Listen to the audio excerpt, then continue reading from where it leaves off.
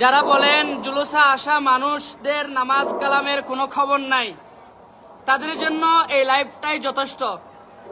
প্রিয় দর্শক, আপনারা এই মুহূর্তের দৃশ্যটা একটু মনোযোগ দিয়ে দেখুন।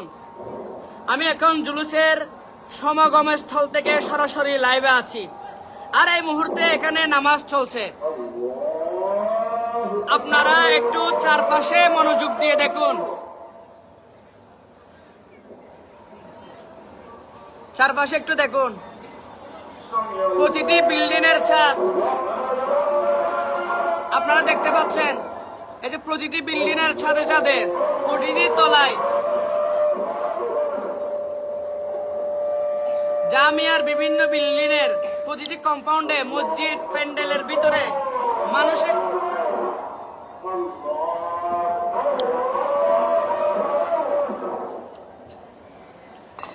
প্রতিটি বিল্ডিংয়ে মানুষের নামাজের দৃশ্য আপনারা দেখতে পাচ্ছেন। এখানে জামিয়া বালুরমাঠ থেকে শুরু করে নাজিরপাড়া, সিটিবি আবাসিক হয়ে, শ্যামল আবাসিক হয়ে একদম খতিবের হাট পর্যন্ত প্রতিটি জায়গায় এখন নামাজ চলছে।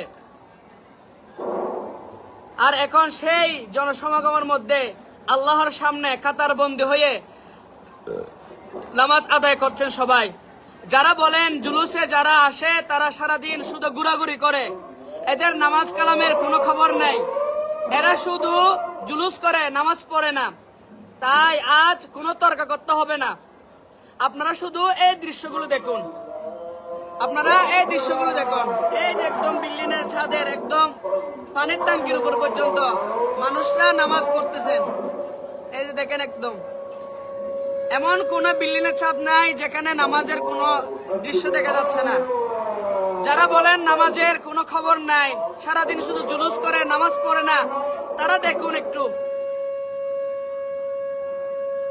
প্রতিটি বিল্ডিং এর ছাদে ছাদে সিজদানবত অবস্থায় আল্লাহ তাআলাকে সবাই স্মরণ করতেছেন।